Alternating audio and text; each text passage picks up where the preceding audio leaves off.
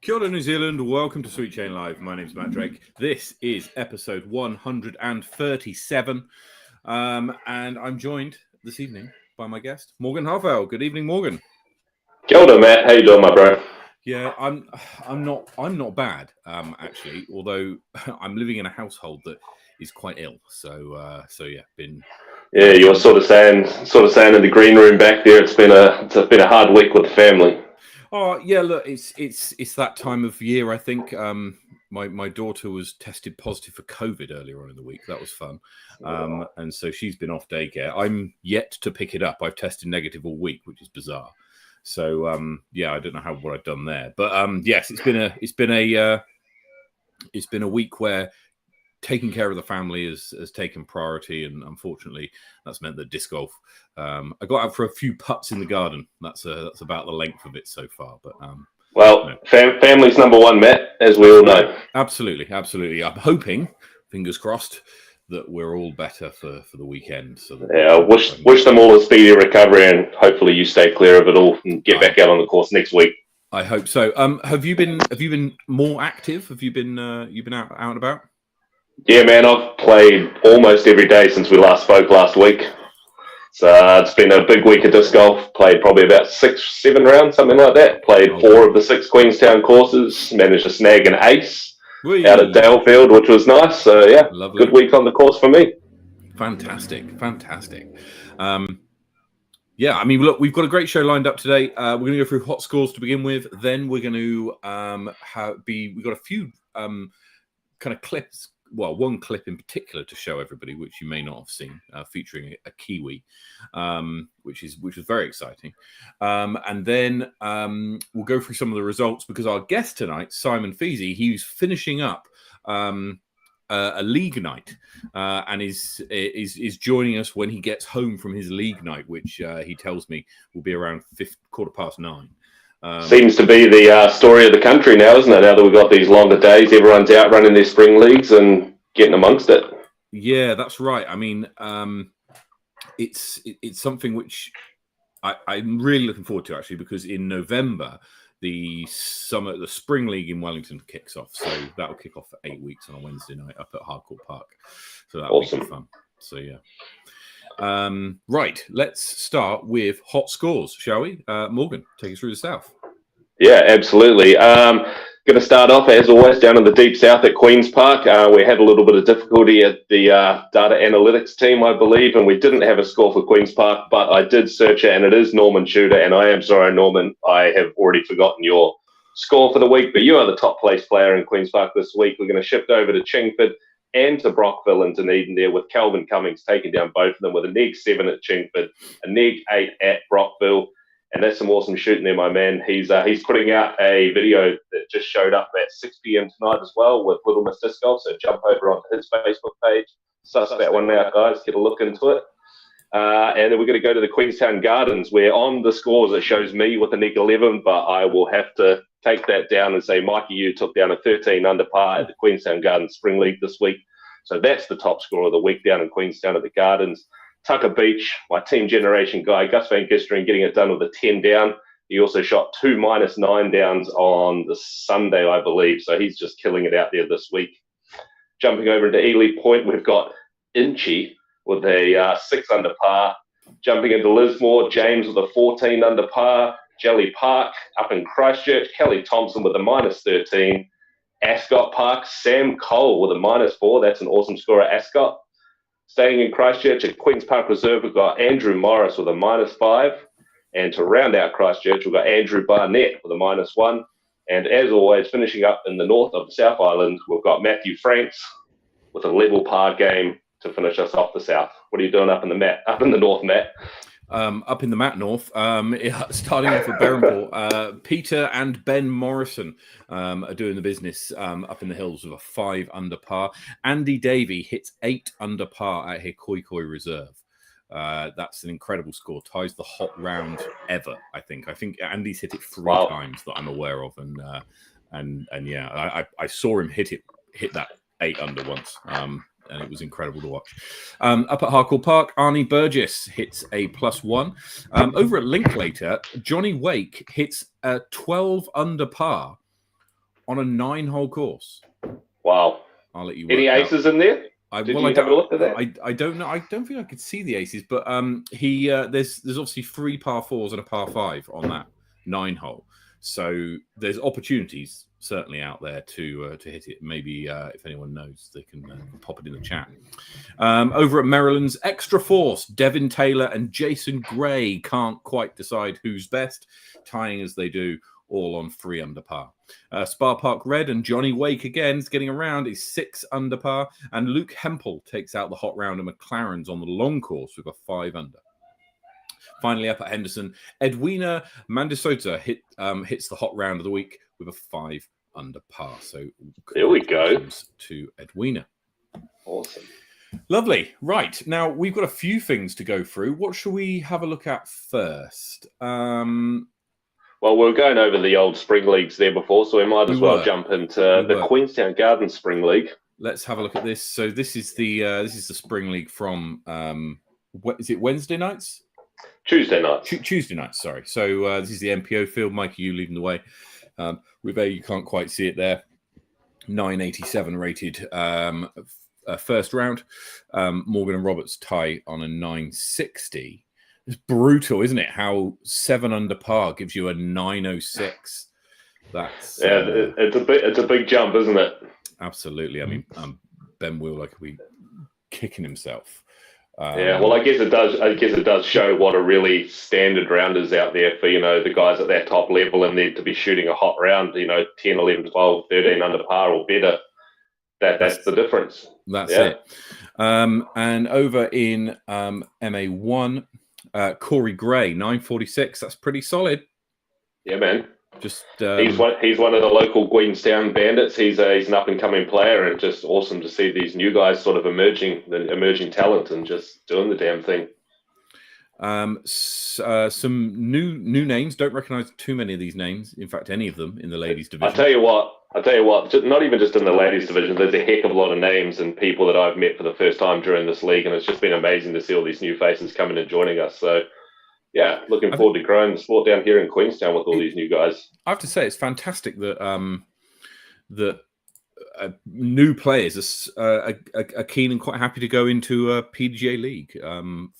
Straight off. I think the Gardens is a great course to get that kind of thing done rather than a course that's more out of town. The Gardens, 100%. And we've sort of been able to make it possible by joining forces with us, obviously Generation and the Queenstown Disc Golf Club, being able to make it free for all the players to actually come and play and not have to pay a cent each week. And then Altitude Brewing's come on board, and the first 24 people that show up every week get a free beer. So that's a big calling card for a lot of people.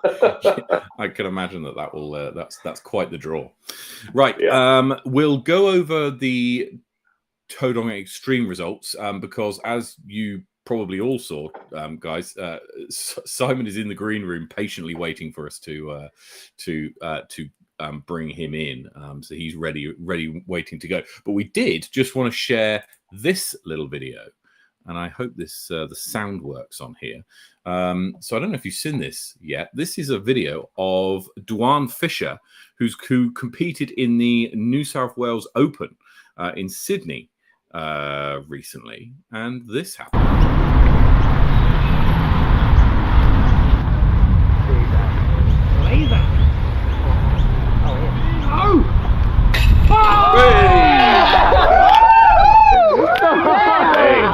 Just like that. You! How good. What would you like as well, It's nothing to him. He does it every day. Dewan's out there representing for the country, and it doesn't look like he's had the best rounds if you look at the scores, but I tell you what, coming home with an ace like that in your back pocket, 117 metres, I think it was, off the top of my head. Huge. And filmed as well. Yeah, Gatekeeper Media following that tournament there over in Sydney. So an on-camera awesome ace stuff. Is the way to go. It's brilliant. Hey, right. Matt, just before we go any further, I'm not sure if you've seen it just in the chat. Sounds like my microphone is a little too loud. If you could turn me down, please. I'll try and turn you down a touch. Yeah, chat. Let us know how the sound levels go. I can hear obviously Morgan's mic, but I can't hear my own, so it's makes it a bit difficult. Sorry, guys. I'm trialing out my earbuds tonight, so. Might be a wee bit different settings. Let's have a quick look at the results from the Todong Xtreme, which took place this weekend just gone. So Simon Feasey took out the win with a 17 under par. Good battle with Joe Berry there, all the way down to the end. Joe was leading by a shot going into the final round, but it was Simon who was able to pull out the win. I think Joe had a stretch of pars in that final round, which opened the door. Well, it's taken 1,000 rated golf to get across the line in the last round. That's experience coming into play right there. That's another 1,000 rated round from Simon. We spoke about this on our stats episode a few months ago now. But that's like number. What number was he on? 80 something 1,000 rated rounds. Yeah. Some crazy number. But that's another one. The rest of the MPO division went more or less according to what we would have expected. Nicholas Goldner putting in a good performance to finish in third, ahead of some big names in JLP and Mark Dakiv. A bit further down in MA1, Luke Hempel wins quite comfortably in the end, although he was tied with Mike Foley going into the final round. Mike ties with Paris Holstead, who was the favourite going into the tournament. In FA1, Charlotte Dunkley, again, another good battle with Paul. It always looked like, at least score-wise, that she had a couple of strokes on her for the entire tournament. But that was a good performance by Paula to finish second overall in out of the ladies. And Ryan Kitto takes out the honours in the MA40, the best division. So very, very well done to him. Good to see Ryan doing well and taking out that division. I can't remember exactly what was said, but I think he's had a bit of a hard go there the last few years. So congratulations, bro. Awesome job. Absolutely. Great to see him get the win. What I will say is that it's every single tournament I end up on a card with Ryan, either because we're very closely rated. With our ratings are practically the same. And so what that means, obviously, is that you end up in the final round of tournaments probably playing against people who are probably about the same quality as you. And so I've played on the same card as Ryan so many times. It's just getting annoying now, quite frankly. Oh, no, he's a nice guy. Is he beating you in these rounds? It's quite even, to be honest. It's a bit of give and take, but we do have some interesting ones coming up. We've got the Topol Thermal Throwdown. And then we've got Hardcore Park, where he'll be at Faultline Fury, where he'll be down for that as well. So it should be. And I think he's also playing in Masterton at the Rapper Rumble, which, so I can expect many head-to-heads with Ryan over the next few months. Kath Headley takes out the FA40 division, finishes third out of all of the ladies. Good performance by her. Steve Scarborough wins MA50 over Chris Kingsnorth by a stroke, and Debbie Mills wins in a playoff against Fiona Menzies. Wow.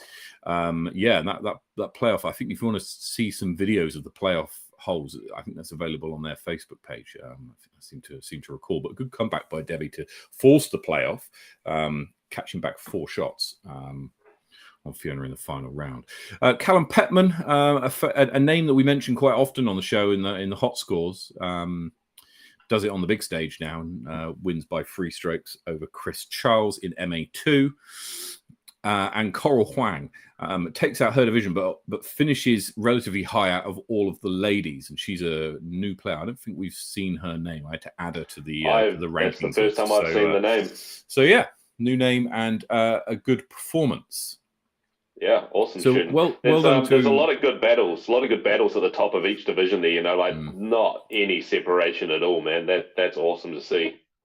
Yeah, and it's what's also interesting is that it's a very tough course, right? It's a very tough course. Yeah, absolutely. And so everybody, when they're battling with each other, will be trying to attack, but wanting to also play perhaps a little bit defensive, unless you're one of the top guys. If you're playing in MA1 or further down, then you're probably looking to defend a lot of the time that's going to be an interesting question to ask Simon, actually. Was he in defense mode at any point, or was he just full attack 100% the whole tournament? Well, we can ask him because he's in our green room, and because he's joined us midway, we may need to frame him up live. So we'll just see how that goes. But we shall see. So give me one moment just to bring him in, and let's see if we can do this.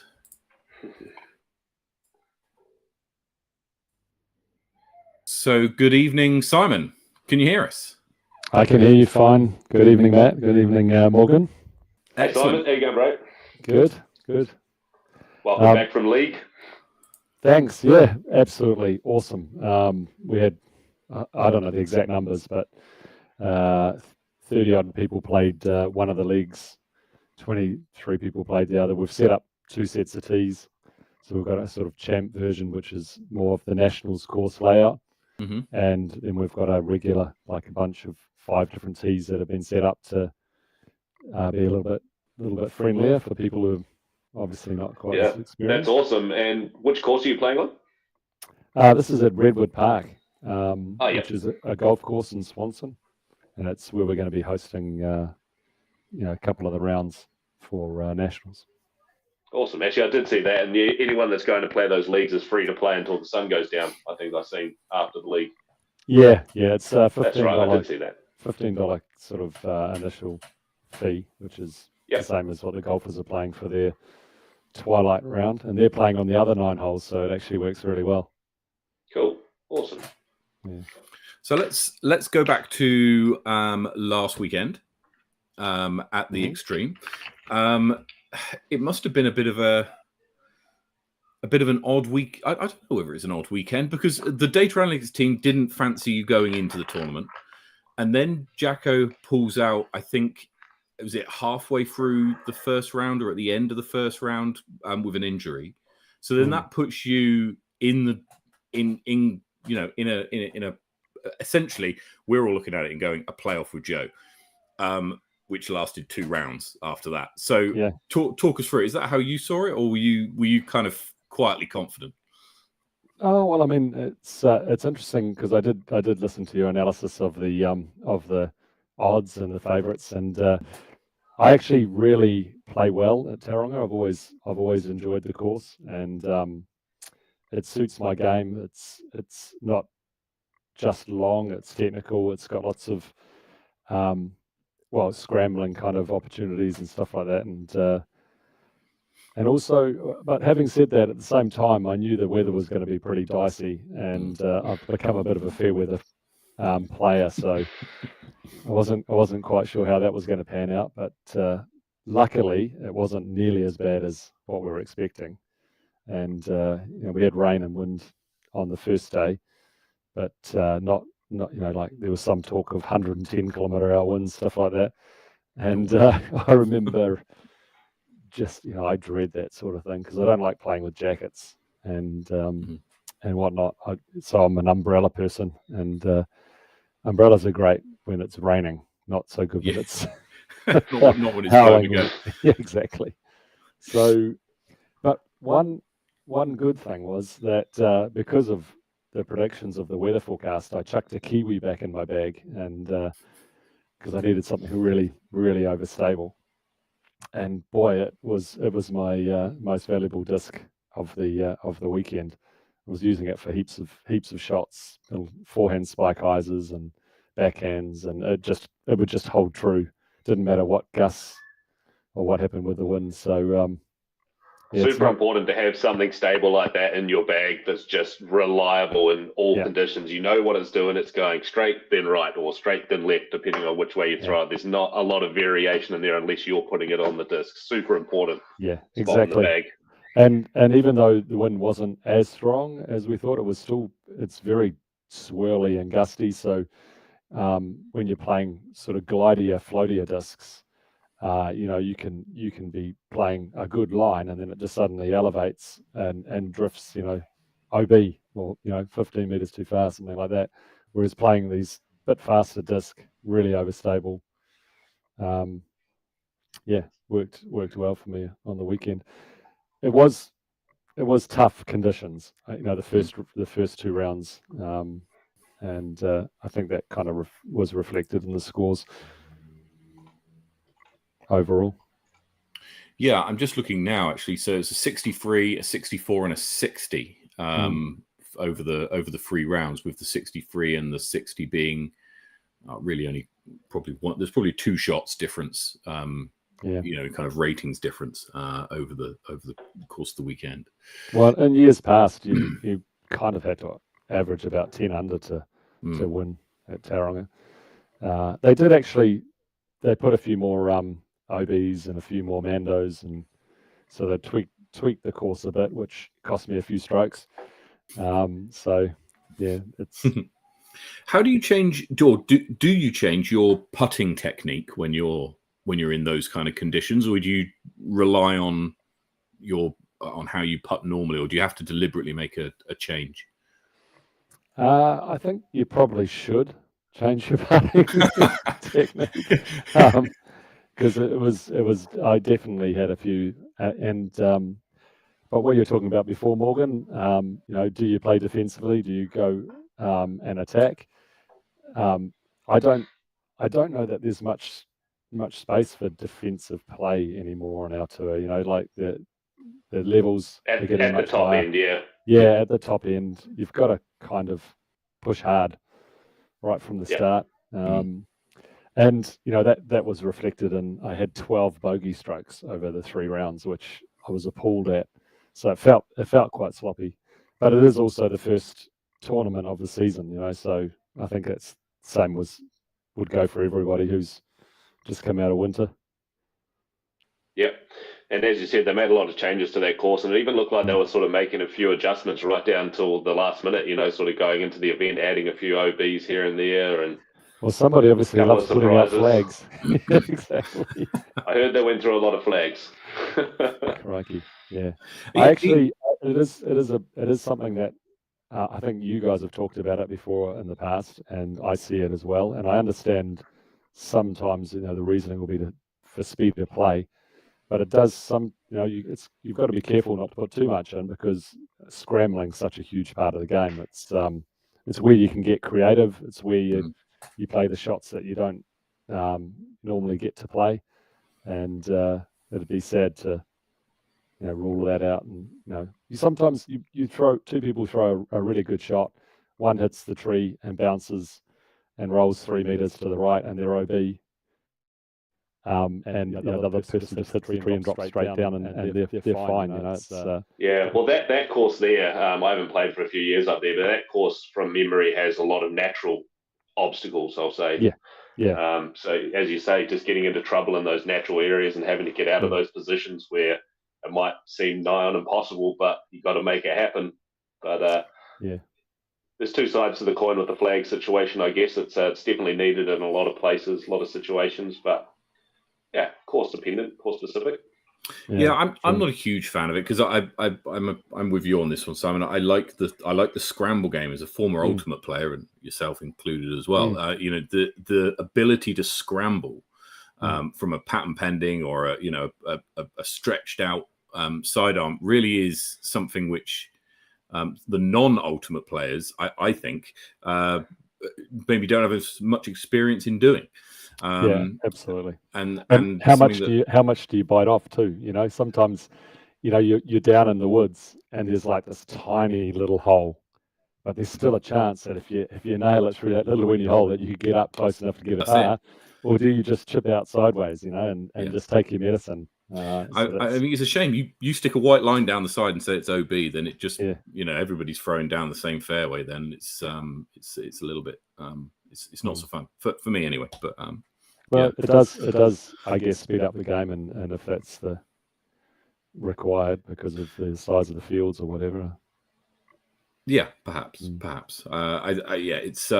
a shame when the design of the course, when the design of the course has got to be influenced by that rather than the other way around. I think is the better way around. So good battle with Joe then at the top. I mean, he's recently moved to Auckland. I think it's probably about a year ago now. Goes fast, and he's obviously one of the top players in the country. I think he's ranked 4th at the moment. And so he's ranked 4th at the moment. You're in 5th. So it's obviously it was going to be a tight battle. Sure. You must be used to it though, playing in Auckland every week, probably with him, eh? No, I don't play every week, but it's definitely see Joe around a little bit now and again. Mainly at the tournaments, to be fair. But it is like as it gets warmer, as I said, fair weather golfer. I'll definitely, get out a little bit more. Like this Redwood Park, I'm really enjoying this league out there. Is a lot of fun. Good chance to air out some big shots. Something that we don't really have much in Auckland unless you go to Waitower. So you've got to drive quite a long way for those courses. And we hear that there was over 45 people there tonight. It which was is actually incredible. And the first league, which was last week, the weather was rubbish. We had 18 people turn up and play, and the ball golfers only had 6. Took the place On the over. way out. Excellent. They should just very happy with us. They should just turn it into a disc golf course and say, you golfers, you can play, but you've got to give way. One day that'll happen. It'll be a while, but yeah. I like you can play one league round here every week and play 2 tournaments a year. That's it. Yeah. There's quite a lot of people talking about the old ball and chain concept, going out and playing 9 holes of ball golf and then 9 holes of disc golf. So that'd be fun to see. Yeah. Absolutely. The crossover battle. I can imagine it would be carnage on the ball golf side, honestly. In comparison, ball golf is so much harder. I think. One funny thing I'll tell you about the tournament was I made a decision. I did not want to do any score watching whatsoever. So I literally this was at the Xtreme. At the Xtreme up until the last part, I didn't know if I was winning or not. Okay. So this is interesting then. So how do you feel about the proposed rule changes to the PDGA rules, which says that everybody's going to have to score? I mean, I don't mind scoring personally. Now it's quite easy on a device. It's you just go and pop in the things. It does seem a bit over the top to have to make a rule change to do that. But I guess if you're in a group and everybody grizzles and can't decide who's going to do it, if you just make that blanket rule, where everyone has to score. I'm sure there's going to become issues with that as well. People will turn up, they haven't got their cell phones or whatever, and what are they going to do? Yeah. Write it on a piece of paper? Yeah. Well, I think that will be the solution. That will be the solution. That'll be mandatory. That'll be mandatory. That will be how it has to go. How do you feel it? Did it help you in the last 3 holes? Because you were down by a stroke. You wouldn't have known this, but you were down by a stroke with 3 holes to play. You birdie out from then. Yeah. And Joe gets pars. So you take the win by 2. Did you know at this point? And no. So it didn't affect you at all. You were just playing your shots, and they were going in the right place. Well, the last 3 holes are kind of like they're the ones that you really want to get, and ironically, I think there's hole 19 there, which is just a tiny little pitch down the hill. 55 meters. Yeah. 55 meters. I only got it once, so I was absolutely furious about that. But sometimes it's just the way it goes, and I didn't want to start thinking about anything other than just playing good shots. And as I said before, I was just going for everything. I wasn't playing defensively. In fact, I had a really, really nice drive on, I think it was hole 16, the little knob, and I was only probably 5 or 6 meters away, and it was quite windy. It's an exposed knob, and I just went for my putt and flew by, went down, dribbled down the other side, missed the comebacker, birdie to bogey, and that's of course one of the risks that you take. But had I known what the score was, maybe I would have just laid up and taken par. I don't know. So. Well, at that point, you were 3 shots. Sorry, you were a shot behind. So I don't know. 16. I don't know. Yeah, at 16, you were. Oh, was that after 16? So sorry, yes. So you went birdie 15, bogey 16, birdie 17, bogey 18, and then birdies for the rest of the round. Yeah. And Joe parred all of those. Yeah, so I probably could have, because Joe putted before me, and it was quite funny because, I mean, I was close enough. I should have definitely got my putt, but his didn't drop, and it hit the top of the pin, and he put a real nice stroke on it, dead center, and I looked at it, I thought, okay, and so I was worried about not putting it over the top, and of course, my one just dropped straight down and went under the basket, and anyway, it's like I said, it felt a bit sloppy. Definitely could clean up some of the putting, but also it's windy, so that's what you get. So what's your next event then? The Pohui Breeze, I think it is. Oh, a couple of weeks' time, just outside Napier. Excellent. Yep. And you're also coming down for the Rapper Rumble as well, I see. And the Rapper Rumble, yeah. Which to that. I'm very excited. Two courses I've never played, so. Oh, really? Henley Lake, I know I say it every single week, but I love that course. I think it's great. I've heard good things about it. I mean, it's fantastic. For what they've done there in such a short period of time is brilliant. The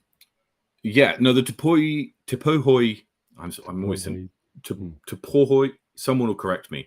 The Breeze in Bayview, just outside Napier, is the Bayview Breeze. The Bayview is a new course on a golf course. So it'll be interesting to see how that plays. I suspect it'll be golf coursey. But depends how much of the golf course you're allowed to use and what trees and etc. they've got lining their fairways and stuff. That it depends how involved it gets. There's a big crowd going from Wellington there, so I'll hear all about it. Unfortunately, it was a step too far for me right now. There's like 3 tournaments in the space of a short period of time, and one more. Yeah, was, I think I've got like 8 tournaments coming up in the next few months. Well, that's right, because you've got Moonbase, obviously South Island champs, and then you head to Australia. Yeah, I've never played in Tasmania, so I've got a heap of new courses to play. So I've heard good things about that course in Tasmania. How long are you in Tassie for? I'm just going to spend probably just over a week in Tassie, but the family's going over, so we've got a few days in Melbourne first, and we're booked a place, so the whole family's coming. So that's going to be a lot of fun. Awesome. Yeah. Heck yeah. Have you lined up a few courses that you want to knock off? No, it's just going to wing it. When the family's there. Just the main one, yeah. There's a course in Geelong if you're out those ways. Although I got attacked by a raven last time I was there. I played in Geelong. Yeah. Yeah. It's a nice course until I got attacked. Anyway, let's move on. Now, a couple of weeks ago, we had Henry Pearson from Winnow on the show talking all about Tour Down Under. You're, I guess, another kind of face of Tour Down Under. Talk us through what your role is and how it differs from what Henry's doing. How do you work together, and what do you do? Okay, so I guess the inception of Tour Down Under had always been an idea that had been gelling with me for a long time, and I've been talking to my friends when I visited them overseas, saying you've got to come to New Zealand, you've got to come and play. And so the concept of bringing together a bunch of events like we've done, so that pros and whatnot can come down and have a good, go and play a good few events in a row, had always been a good idea. And so I think probably the catalyst was the fact that Henry and I had put up our hands to run nationals, and at that time, he had Bottle Lake, and I was thinking of probably doing Rotorua, because often Rotorua's early in the year. But when I spoke to Taupo, they were keen to get involved and run their event at the same time. So Rotorua is going to have to move until later in the year. And and then of course Paradise had, that was tricky because Martin, he spends a lot of time preparing and like organising with the Paradise Trust with the accommodation, all sorts of stuff. So that was a lot more work to get that moved to a suitable date. But my role was to try and encourage some of my friends to come over and play, pro golfers. And that's probably about it. Basically, have we ticked off any of these names here that you can tell us to cover off these sponsor exemption spots I'm seeing on the events? Come on, we want an exclusive. I can't. You can't come on here without telling us, Simon. We'll cut you off. They're all. I assume that they've got USDGC, and it always seems to be. Oh yeah. No, I'll get around to thinking about it. Like we're keen. We've got to organise this, got to organise that. So it's frustrating. They've got 2 tournaments left, right? They've got USDGC and then the the Tour Championship. The Tour Championship. So one you'd expect, and they're pretty back to back. USDGC's this weekend, starts tomorrow actually, and so and then you've got Tour Championships, but I think is that the weekend after? Is there might be a gap, so it may not be too long before we start hearing some things in a few weeks' time if people are trying to absolutely. They just want to concentrate on the important tournaments. Obviously, these two are first, and then But we've heard that Nate Perkins is coming back. He was he was fast, and Zoe and Dustin. They're really keen to come down, and I'm crossing my fingers that we'll get like a decent amount of players coming down. So that'll be good. I know there's some good Aussies coming over to play. I've heard about. So I think last year, there's quite a few Aussies who came and played, the Garden City and went on down to Nationals and Paradise, and so. So how was because I guess it launched 2 weeks ago now, about just over 2 weeks ago. How's the kind of launch and what you've seen, the kind of the feelings about it been going so far for you? I think it's been pretty positive. It's always hard to have everything prepared as well as you'd like to, but when it comes to something like this, and especially with Nationals and giving people have got to organise flights, accommodation, there's quite a lot of stuff that has to get organised to make sure you can make it. You just can't wait until you've got all your ducks in a row before you go and say, right, here's the opportunity to make sure you can register and start making plans. So. I know this is probably a hard question to answer, but something I've sort of thought for the last couple of years is I feel like Nationals and the two majors should almost be announced right after that year's majors have been played, or when you finish Nationals next year in February, at the end of the event, you announce who has won Nationals for the next year and when it's going to be, and have that sort of lead in time for such a big event. Yeah, I like that kind of concept of getting ahead of the game. It's what they do with Worlds and stuff like that. And I think that's the best formula for it, is just getting those locked in way ahead of time. Well over a year in advance, because they are the biggest events the country can see. So well, I see that. Thought. I think it's the sort of thing that's going to becoming more, like the kind of people bidding to run these big events is going to become more popular. Which would be awesome, as opposed to in the old days. It's kind of like, come on, who's gonna run Nationals? It's like, not me.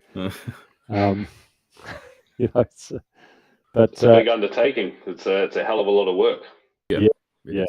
And one of the things, trying to push and get a bit more of a pro purse up there. I know it's not just about pros, but that's something that's going to help attract people. And there's no doubt that if you're talking about costs, recently, if you're wanting to pay and really try to actually build your talent and maybe go to a tour in the States or Europe or something like that, you've got to play a lot of events. If you've got a job as well and the cost is getting up there, if you can actually get some of your money back, it makes a big difference. It might not seem like a lot, but it does. Yeah, definitely. So where the pro purse for Nationals 30K, did I see that? Sorry, I could be completely wrong. Yeah, that's what we're aiming for. We're aiming for 30K. Do you have? I'm just looking at the page at the moment. Do you guys have a title sponsor for that? That you're looking to cover that. No, we're looking for a title sponsor. So have you got any ideas? Is RPM coming on board as one of the major sponsors at the financial level? Well, we'll be a sponsor for sure. But unfortunately, we don't have a lot of cash, so it'll be more likely to be merch than cash. Yeah, sure. But we're definitely going to support it. Yeah, you guys at RPM are doing some awesome stuff. What's the event in Australia you guys have just been a bigger part of? Was the Western Perth, the Western Australian Open, Mundaring? Mundaring. Yeah, that looked awesome out there. I mean, just seeing all of you guys signage out there was just really stuck out and looked awesome. Yeah, I think this last year has been by far our best year. We've got behind some events in Europe. Like we were involved in. We actually helped get MDG down here, and so we've done a lot of work on our visibility internationally. Yeah, it's been awesome. Are MDG coming down again in 2024 to cover Tour Down Under? I think their intention is, yeah, for sure. The details haven't been hammered out. Yeah, and also the other thing is that it's really like the tour is very much a tour of events. So this is the interesting part, is trying to coordinate, because each event has its own TDs. It's not like, luckily we're TDs of two of them, so that makes it a bit easier to, we can make decisions around people like MDG or like T-Box, or trying to get different services along to these things. But it's definitely quite challenging to coordinate, all these things, and especially when they're running their own event, like TDs, like Paradise, and it's, well, how can we fit into this? How can we try and provide something for bigger sponsors, whatever? There was a question which we asked hypothetically last week on the show that I'd like to put to you. Should you have to qualify for nationals? I think you, just by being a member playing on the NZDG tour, is qualification enough, and hopefully it's kind of like a responsibility of the national body to put together a tournament that's big enough to cater for everyone. And if it turns out that you have to have AMs and pros playing different tournaments, well, so be it. You might have nationals, pro nationals, and AM nationals, something like that. But I think playing on the tour, supporting the national body, is qualification enough in my mind. Okay, that's interesting. I think that's we haven't really kind of taken this question apart yet, so which we will do in probably a future episode. But I was keen to get your thoughts on it. I think that works now, but when imagine a time when 2,000 people want to play nationals, it's going to be a struggle to get them all in the same tournament. And I went to a Worlds early on. I think it was 2001. It was pros and AMs together. It was over 1,000 competitors. Oh wow! Across, I don't know, what's 10 courses? 13 courses. 13 courses. Yeah. Wow. So I mean, already we're getting to that stage. Lots of tournaments have got 2 courses, and we're considering a 3rd course to, if we get, big enough numbers. Yeah. So and then it's different times. Okay. When you sort of get into those numbers, though, and I mean, obviously we're nowhere near those 800 to 1,000 mark, but when you get to those numbers, we're really talking about 2 centres that can host that many people. Yeah. So, well, this is the other thing, is like we have expectations here, and it's like, I've been to many Worlds, and some of them we've had to drive for 2 hours between courses. Oh wow! Yeah. Okay. And this is like on the highways. Yeah. So we've got something pretty good down here, and I think like you said, you start getting to much bigger numbers. There's going to be more distance between courses. There's going to be a lot of logistics and coordination. So can we expect a co-bid between Invercargill and Queenstown? Is that a thing that we can expect in the future, Morgan? Is that? Well, they're close enough together. Sure. Well, that's it. Right? Yeah. Well, we'll have to wait and see. it's food for thought. Moving on to RPM, what are RPM up to? You got any new molds that are in the development? No, we're not bringing out a new mold at this stage this year. Apart from the mini, we've got a mini mold finally after all these years. But we are looking to freshen up our stock stamps and do some stuff over, like to get something new out there for our customers. Excellent. And you've got quite a busy kind of schedule of tournaments coming up. I'm just looking at your page now. You've for events up to February. Is there any one event that you are really looking forward to, that you've kind of got highlighted in the calendar as this is the one I'm really looking forward to? I'm definitely really looking forward to going to Tasmania and playing at Onema. Like, I've heard so much about it, and Richard Sampson down there and Harvey, people who I haven't seen for a long time. I'm looking forward to getting down to their home territory.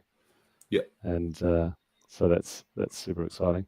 I mean, I really enjoy Twizel. That's wonderful down there. I think Nationals is going to be a lot of fun. Like, ball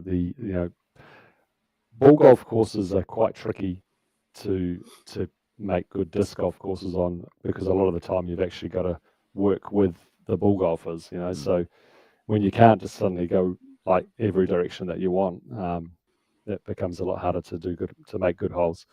And we've got the ball golf course for 2 days, so we've designed our course as well as we can, like, so that it's disc golf first.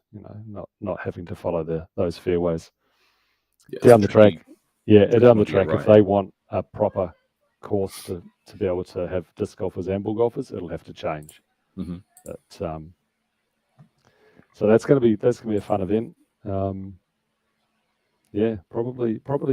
Yeah, I'd say Tassie's the one that I'm most excited about. Well, getting offshore for a tournament is probably the most fun thing you can do. So yeah, absolutely, that's the one for you, isn't it? Yeah.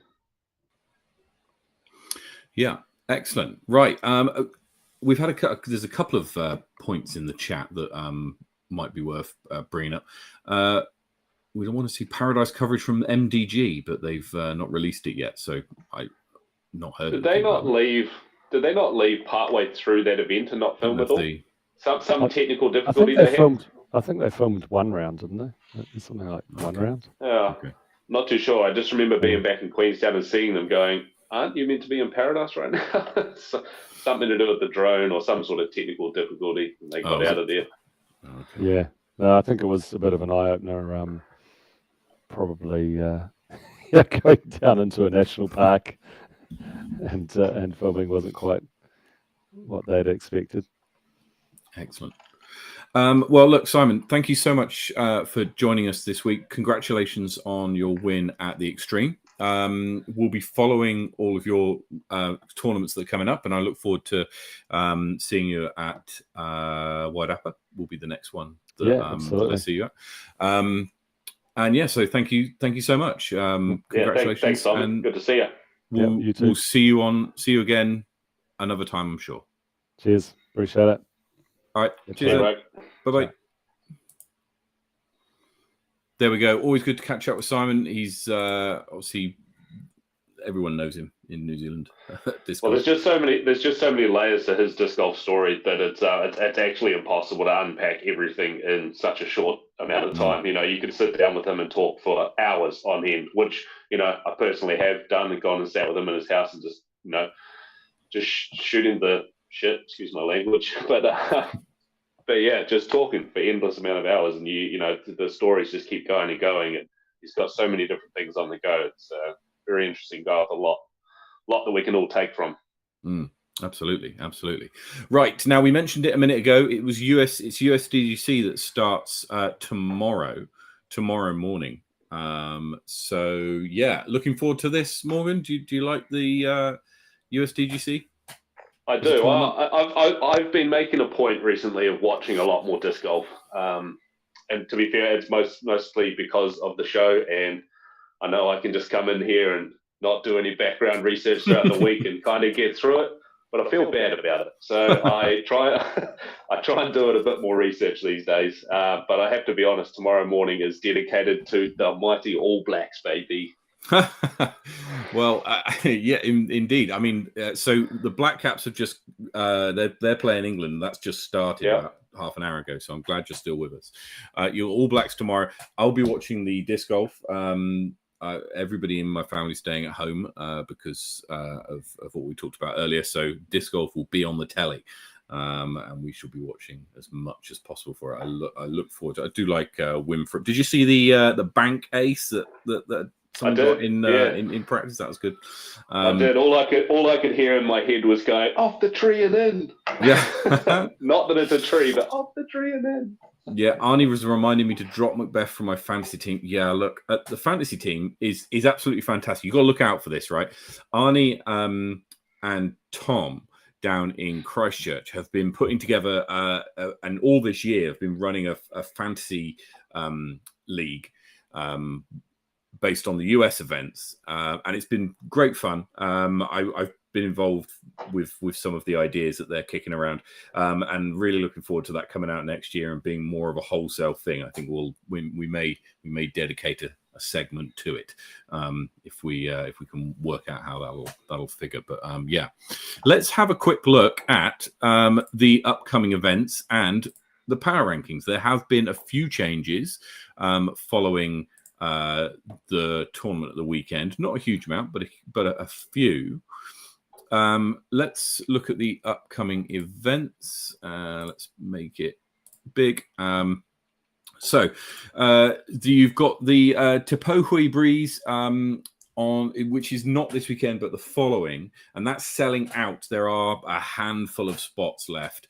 When I say a handful, it's like maybe 3.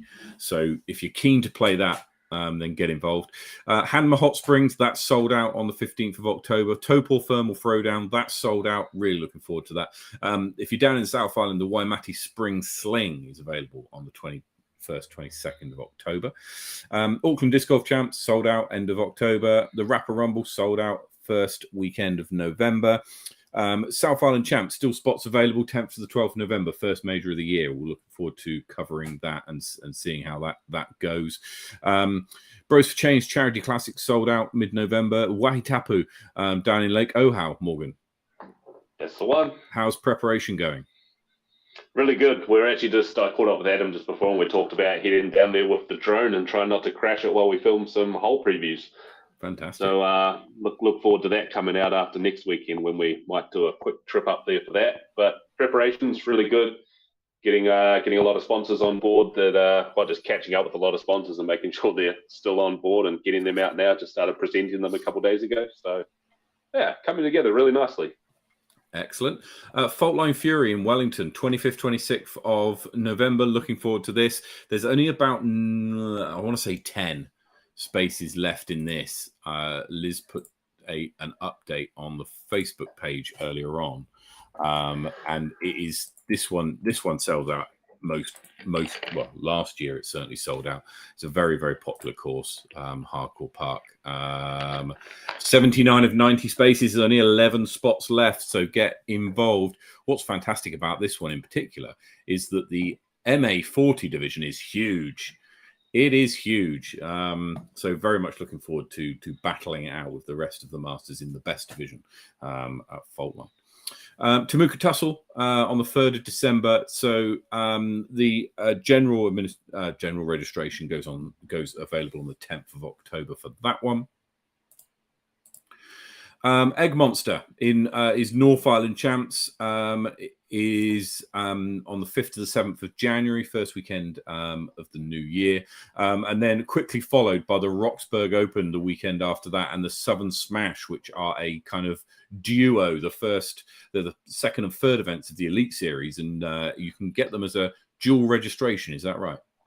Yeah, that's correct. And I've had a couple of people ask recently. When we were doing the dual registration with Southern Smash, I was manually inputting the names to sign up for both, you signed up on the Smash page. Mm-hmm. And I started manually inputting them, and I was like, you know what, this is taking a lot of time out of every night. So there's a group of you that I haven't added to the Roxburgh page, and I will do possibly tonight, if not tomorrow night, when I catch up with Bray Marsden and we do that transfer. Fantastic. So we haven't missed you. The Seafarer in Dunedin registration for this opens at the end of this month. The Topol Classic, first event of the Tour Down Under. Registration for this is now open to everyone. So all of the registration tiers have been gone through. Registration is now open to all of the Tour Down Under events, to everybody. A Midsummer's Dream in Christchurch is at the end of January. Then you've got Nationals, Bottle Lake and Paradise, the other events in the Tour Down Under. Queenstown Classic, registration for this opens in the new year. And then the Garden City Open and Montana Flats are the last two events that we've got word of at this stage. So taking a look at the power rankings then, Charlotte Dunkley, thanks to her victory at Tauranga, moves up 2 spots into 9th place, and Paula Wilson's 2nd place is enough to lift her 4 places up to 19th. Over in the MPO side, Ethan Stout, or Mark Dakiv drops back 1 spot to 16th. Nicholas Goldner moves up, I think it was quite a considerable number of spots. He moved up 18 spots to 21. Other big movers in the MPO division was Mike Foley, moved up 42 places to 71st, and Sean McKenzie moved up 69 places to 107th. So well done to them. There we go, Morgan. It's a bit of a whirlwind we've got coming up. Loads of tournaments at this time of year. They're chock-a-block. Then we have a big gap in December. Then we're back at it again in January.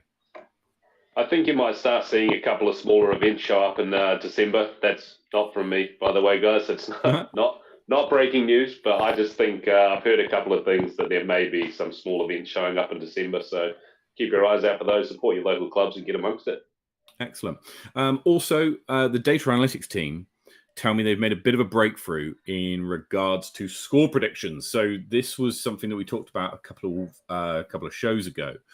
The data analytics team were working on a way of predicting what the winning scores would be in tournaments. And so in December, there's a bit of a gap in tournaments here. So we're going to be taking that opportunity to do some predicting, run some models, and hoping that North Island Champs, which is the first weekend of January, will be the first tournament where we will be able to give some predictions on the results. So we're talking about scores here. So being able to predict the winning score will be X under par.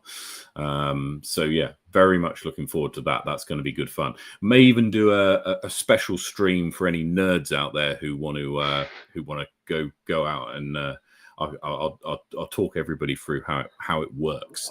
I might have to hand you off to my statman Adam Ryan for that one. I think that will be an optional attendance, Morgan. You don't need to necessarily join us for that. But look, if you're watching this, there's a 30% chance, greater than 30% chance, that you're not subscribed to Sweet Chain Music. I know, right? It's bizarre. So hit the subscription. And the reasons are very good. We've got 16 more subscribers before our next giveaway. So when we hit 250, we're going to do a new giveaway. So in the next couple of weeks, we'll be launching, we'll be telling you a little bit more about that. At the current rate, it could be a few weeks away. But if you're one of that 30%, hit the subscribe button, and you'll get yourself the opportunity to be part of our giveaway that's coming up very soon. If you could like the video, if you like what you've seen today, then please do, because it helps push the video up to the algorithms and the eyes of people who might not otherwise get to see it. Right, I think one last thing from me before you sign us off. Okay. I just want to say a big shout out to Kyle Harvey Barringer, who's just tonight I've seen during the stream, he's taken down the Struggle Street Glow League for a 3rd or 4th time in a row. Congratulations to him. Struggle Street is a fantastic little course. May it be played for as long as it possibly can, and the people at the council not grant permission to build anything on that corner of land. Down with the council. Indeed. Well, look, wherever you're playing disc golf, take it easy, play well, get some birdies, and we'll see you